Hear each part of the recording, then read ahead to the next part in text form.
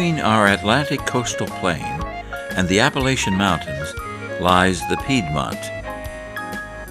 Two of its rivers, the Schuylkill and the Delaware, envelop a 30-mile swath of land that after 1700 was increasingly domesticated by German-speaking immigrants. At three corners of this northeastward-leaning corridor, man-made lakes are fed by creeks with Lenape names: Perkiomen, Tohickon, and Neshaminy. The main east branch of the Perkiomen runs southwestwardly from Bucks County into Montgomery. It drains the southern lap of the first wooded ridge north of Philadelphia. We speak of its Route 563 as the Ridge Road. At the northeastern end of this little range, Haycock Mountain gazes down across eastern Bucks, while southwest on this long hill, Spring Mountain by the Perkiomen provides a northern horizon.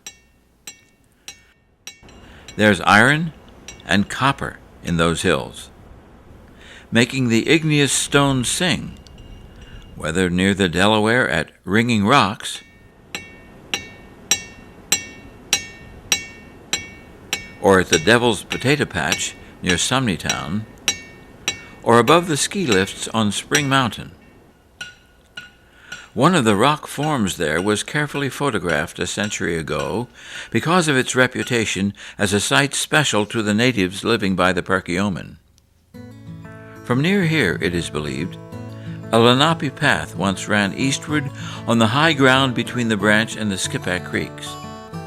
There must have been a connection to what we call the Schuylkill River, where today Pennsylvania's Route 113 crosses from Chester to Montgomery County, linking Perkiomen paths eastward toward the greater stream called by white immigrants the Delaware. The Pennsylvania-German agricultural landscape of the 113 corridor has been called a scene of understated beauty. Even a sampling of the memories behind its disappearing farm patterns becomes a sentimental journey. Gliding on our widened highways today, we may hardly glance sideways. But when the pace was more leisurely and bumpier, it was easier to notice evidence of the earlier culture quietly surviving all along the corridor.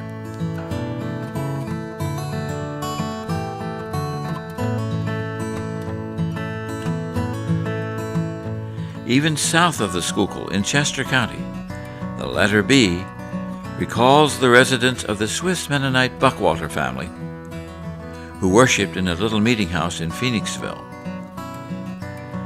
And on the other side of the river, it was a Longenecker homestead that became the site of Montgomery County's home for the indigent along the present-day 113. The scene was painted by an early inmate consigned there as a result of intemperance. Moving on past the Black Rock Road, where the Mennonites once had Quaker neighbors, we find the northbound 113 crossing Old Ridge Pike in Trappe. At this ancient junction, the old Dewey's Inn has been restored by historians, along with an early home of the well-known Henry Melchior Muhlenberg family. Across the pike, St. Luke's United Church of Christ recalls the traditional cooperation of Swiss-German Reformed churches with the Lutherans.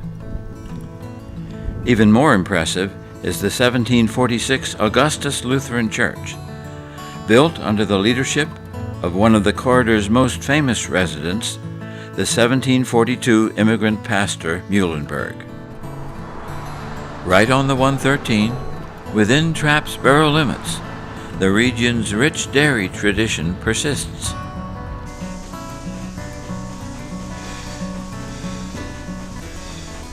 Third-generation farmer Matthew Wismer carries a family name originating from and still common near the corridor's opposite end in eastern Bucks County.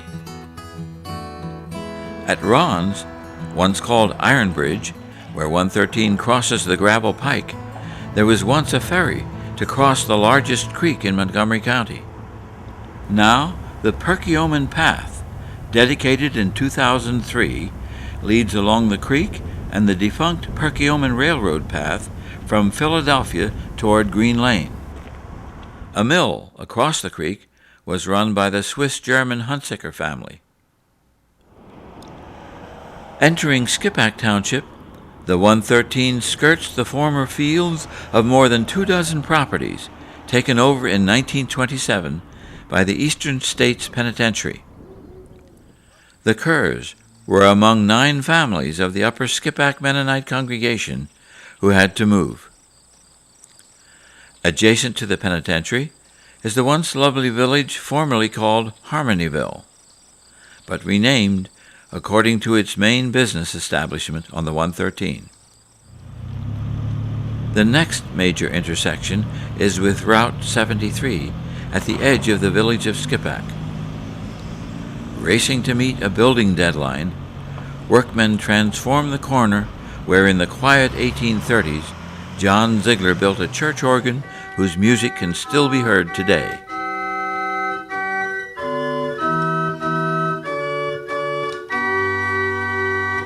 Moving into Lower Salford, we pass the 2.5-century-old house of Mennonite minister Dealman Kalb, who immigrated from Germany in 1717. Across the road, farmland is morphing into a golf course, with manufactured hills and valleys amid hundreds of new houses. Lederach, with its 6-armed convergence, after a sleepy first 150 years, has the busiest traffic of all.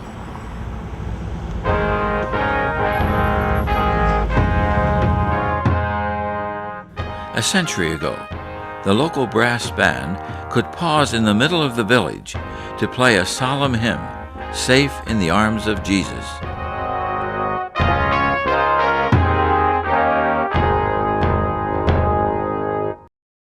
Among the local excellent band performers was farmer Waldo Emerson Ziegler. When he joined the Indian Creek Brethren Church and turned plain, he gave up his cornet. But it has re-echoed brilliantly along our corridor in the hands of Waldo's great-grandson, Curry Moyer.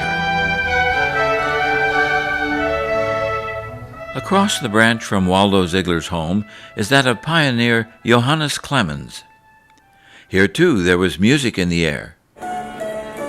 Johannes and his neighbor Henrich Ruth are the first known owners of humble stringed instruments brought from Europe, which they locally called zitters. These were played by Mennonite farmers from Lower Salford to Bedminster. Carried westward through the Cumberland Gap, they were reshaped by Scotch-Irish mountain communities into the enormously popular Appalachian dulcimer. Next to the Clemens and Ruth plantations was the Salford Mennonite Meeting, where another folk art thrived, in the hand of schoolteacher Christopher Dock. He was the first of several dozen artists who taught all along the German-speaking corridor from Providence to Tohickon. The flourishing of Fraktur art can be observed from Dock's pupil Andreas Kalb and his follower Isaac Hunziker, both of Skippack, through Henry Brocktiser in Lower Salford, Samuel Gottschall of Franconia, David Kalb in Hilltown and Deep Run, to Johann Meyer of Tohickon. In fact, no community in America was more colorfully rich in this loving art than our 113 corridor. Only recently have books by Corey Amsler of Doylestown and Mary Jane Hershey of Salford given this superb local tradition its due. Revived after 1938 by poultry farmer John Souder of Telford, Fraktur is now spreading its color across the nation and into new generations. Our example of 20th century art in the corridor, a painting of Souderton's Chestnut Street Mennonite Church, came from the brush of Franconia's Ted Hallman. His portrait of his even more widely recognized artist's son, Ted Jr., recalls their life at the intersection of the Cowpath Road and the 113. Half a century earlier, in nearby Elroy, bachelor Henry D. Hagee not only decorated his ceiling, but evoked the oldest story of all, with local hydrangeas and mallard ducks. And in the 21st century, Berdine Minninger Leinbach, who grew up on the Indian Creek, has renewed our love of the 113's landscape. The music of singing schools also linked our cross-country community. In Skippack, there was teacher-preacher Henry Johnson. In Lower Salford, Andreas Kolb. In Franconia, Samuel Gottschall. In Hilltown, Johann Adam Ayer. And in Bedminster, Jacob Gross. To this day, the deep-run schoolhouse beams carry the evidence of the love of song.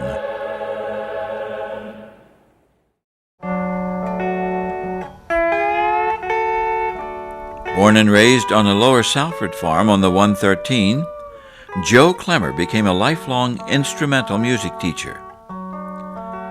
The sliding melodies of the Hawaiian guitar were always part of his pupils' heavily attended concerts.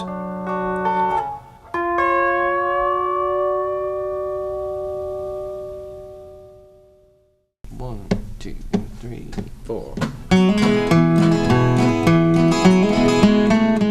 Along the 113 on the other side of Souderton, Roly Fretz's store recalls his half a century of singing and selling instruments. Some bright morning when this life is old, The churches of the 113 are a guide to the nature of the community that it connects. Members of the Upper Skippack Mennonite congregation near Creamery had cousins at the far northeastern end of the corridor. So did members at Salford, near Lederach, who sometimes attended meetings at Franconia. The 113 ran right among the Franconia horse sheds that weren't torn down until 1937. The younger Zwingli Reformed Church of Souderton, located right along Main Street, which was 113, as did the Brethren in Christ Church at Silverdale. Blooming Glen on the 113 had one of the largest Mennonite congregations. Where the 113 is called Bedminster Road, Scotch-Irish presence named a Presbyterian church, while to the south were two Mennonite meeting houses at Deep Run, and north of Bedminster Village was Keller's Church, in sight of the Haycock Mountain. Later, after the roads had been laid down, chapels emerged in the larger villages, and the variety of the 20th century produced major new independent congregations, such as the Bible Fellowship near Harleysville, Grace Bible Church in Souderton, and Calvary Church between Souderton and Silverdale. Even before the first meeting houses had come the first mills. Built along creeks, their successors remain mostly unseen along the 113, which follows the higher ground between the main streams. On the branch in Lower Salford, Clemens's, later called Alderfer's, and finally Grof's, was the first mill site. It eventually lost its business to town mills in Harleysville and Souderton. Likewise in Hilltown, where a branch of the branch that still flows under the 113 drove Schwenk's mill. Water power gave way to electricity at Stover's mill in nearby Blooming Glen. Dublin, too, near the northeastern end of the 113, had its town mill, and another Stover mill in Tinicum Township is part of the corridor's visual heritage. After World War I, as growing automobile traffic tormented the local turnpikes. Maintaining the bridges became too much for local stockholders, so the roadways were sold to the state, and their toll houses were either torn down or sold to private families. The last turnpike to be taken over was the one running between Souderton and Dublin, with its milepost at the crossroad in Blooming Glen.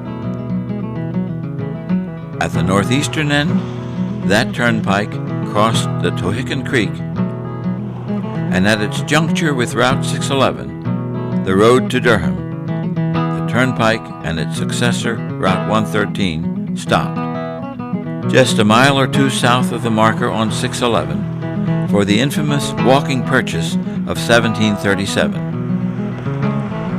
From there on, to reach the river, you follow Hollowhorn Road, and after crossing the placid Delaware Canal, you come to still another Stover Mill on the picturesque banks of the Delaware. A dozen 113 villages, one of them growing into a town, gave our corridor a social atmosphere that's been mostly replaced since the 1960s. In Bedminster, a doctor's house recalls the time when a roadside location was the choice. A Y intersection in Dublin was an opportunity for the family horse to choose the way home. Blooming Glen's intersection has a graceful Victorian house just across from Bishop's store, well refurbished by owners John Durstein and David Brooke Rush. Moyer's, one of the corridor's few family meat businesses to survive, has its symbol at roadside. And uniquely in the corridor, the agricultural landscape encircling the village has been preserved by residents Henry and Charlotte Rosenberger. Farm produce greets traffic through Silverdale, and John Deere equipment recalls the heyday of farming. But the namesake inn in the center of the village is long gone. The 113 still defines the old business heart of Souderton, as it dips for the hollow made by the infant Skippack Creek. And the Univest Grand Prix is underway! Here is where the annual Univest-sponsored bicycle race begins. The corridor's picturesque network of roads draws contestants from around the country and abroad. In Franconia Square, business on the 113 has transformed the village once clustered around the Veranda Inn. Cigar making surpassed the older businesses of inns and mills after the Civil War, and soon thereafter came clothes manufacturing. The financial expansion was served by two banks, first in Souderton, then Harleysville. Their unusual success, along with that of Harleysville Insurance, was enhanced by the traditional ethos of the 113, a spiritually influenced combination of diligence, practicality, frugality, and mutuality. Its conservative, practical nature always produced schools, but no college. Economically most outstanding is the community's tradition of processing food. Beginning small, it has grown into the national and even international web of commerce. This business has made family names from the corridor familiar on East Coast routes far beyond the 113. Meanwhile, the variety of new faces on our production lines has transformed the corridor's workplace. It was the North Penn Railroad, curving across the 113 corridor, that created its central town where two local turnpikes met each other at right angles. A century later, The Pennsylvania Turnpike shoved even more powerfully northward across the Franconia farmscape. It roars day and night under the 113 between two old farms. On the northeast side, where Kurt Nice is pressured daily to sell his land to developers, he calmly tills the township's best remaining fields. In the fall, they will bear crops like those his father harvested. Could we imagine our corridor being iconically memorialized here along the 113? Just across the turnpike, the Alderfer farm has shifted from crop farming to eggs. By focusing on markets that require special qualities, John and Janet Alderfer's family have adapted what was once a modest farming sideline into an industrial-strength family operation. On the way to Harleysville, the 113 still carries an older name.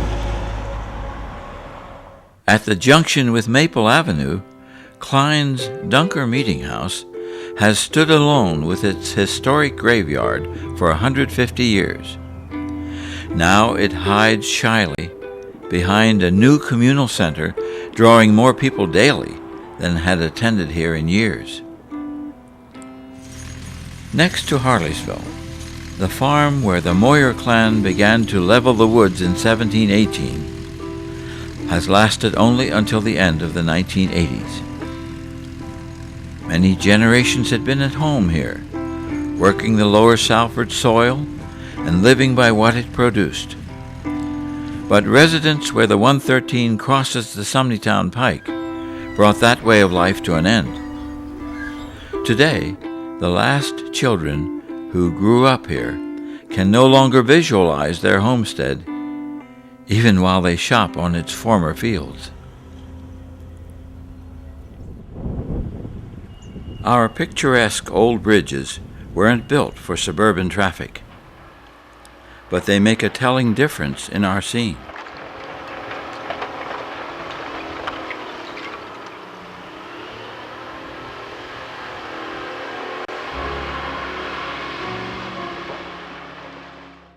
Remembering takes us on a sentimental journey into our scenic heritage. The corridor beautifying Branch Creek has warmed the hearts of 10 generations since 1717,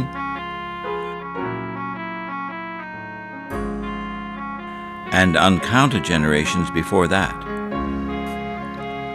Young hearts can feel the ambiance. It's a physical sensation.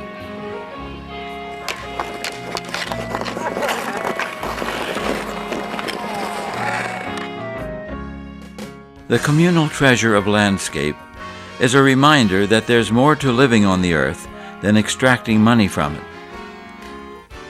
As we revise the fields our ancestors tilled, stewardship of the scene, for those who will inherit it from us, is about more than sentimentality.